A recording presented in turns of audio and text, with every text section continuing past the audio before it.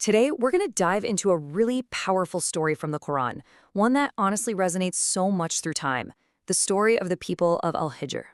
Peace be upon you and welcome. I'm so glad you could join me as we explore this incredible account together. You know, the story of Al-Hijr is one of those timeless parables. It's a story about immense blessings, a crystal clear warning that was just ignored, and a permanent lesson that was literally etched into the very landscape they once called home. So let's start at the beginning. Who were these people? Our story really kicks off by looking at a civilization that, for all intents and purposes, had been given every single advantage. This community, historically, we know them as the Thamud. And we're not talking about a small nomadic tribe here. No, this was a well-established society. They had a functioning economy, a social structure. They were a settled and really prosperous civilization. Just listen to how God describes the incredible favors they were given. This verse, it paints this picture of a land that wasn't just livable, it was divinely engineered for their stability and for their success. So let's break that down, right? First, they had stability. The mountains themselves were like anchors for their land. They had safety in the form of secure, comfortable homes. And they had prosperity with a diverse economy and plenty of wealth. But here's the thing, and this is so important. These blessings weren't just free gifts. They came with a profound responsibility. Their advantage didn't give them a free pass on their morality. And it was into this prosperous but spiritually, well, kind of heedless society that a messenger was sent. And he came with a message that was as clear and as simple as it gets. The Prophet Salih came to them, and he wasn't bringing some complex new philosophy. It was a direct call, right back to the source. His message couldn't be more direct. Worship the one true God. And he calls himself a clear warner. I mean, there's just no room for misunderstanding there. The absolute core of his message was Tawheed, and this is the bedrock principle of Islam, this belief in the absolute oneness of God.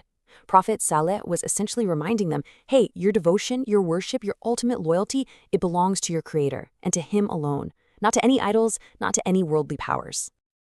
And this is the turning point in the whole story. This is the moment where the people had to make a choice. I mean, think about it. They have prosperity, they have security, and now they have a direct message from a prophet of God. So, how did they react? Despite how clear the message was, their choice was simple. And it was devastating. They denied him. This rejection of the truth is really the climax of their entire story. And the consequence? It was just as swift as their rejection was firm. The verse describes this catastrophic event that left them totally helpless, lifeless, in the very homes that were once a sign of their security and their blessing. So what exactly is this shriek? Well, the Arabic word asleha, it means a kind of divine punishment that is sudden and it's absolute. This wasn't a long, drawn-out war or a famine that slowly crept in. No, this was an inescapable event that brought about their complete and total end. But the story doesn't just end with their destruction. Actually, what happens next is the entire reason the story is told in the first place. It's all about the signs that were deliberately left behind. And this right here, it just brilliantly illustrates the divine wisdom in this whole event. You have this powerful contrast. The people, they were utterly destroyed. They became a story of the past. But the land, their homes, their ruins, those were left behind to serve as a tangible, physical sign for the future. So the punishment was total, but their remnants were preserved specifically as a lesson. So here's the crucial point. Who is this lesson for? The Quran makes it really clear that seeing these signs and actually understanding what they mean, well, it isn't automatic.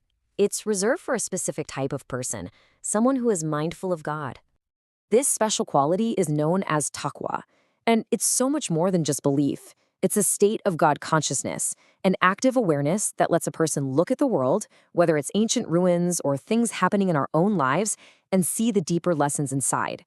Without taqwa, the ruins of Al-Hijr are just old rocks, but with it, they become a powerful sermon carved in stone.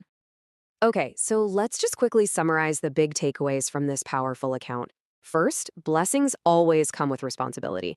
Second, clear warnings should never, ever be taken lightly. Third, history isn't just a passive story to read about. Its remnants are active lessons for us today. And finally, the key that unlocks all of these lessons is a heart that's filled with mindfulness, with taqwa. And this really brings us to our final thought. The Quran tells us that signs were left behind for those who reflect. This story isn't just about a people from long ago. It's an invitation for us to ask ourselves, what are the signs in our own time? What events, what blessings, what warnings in our world today are calling out for our mindful reflection?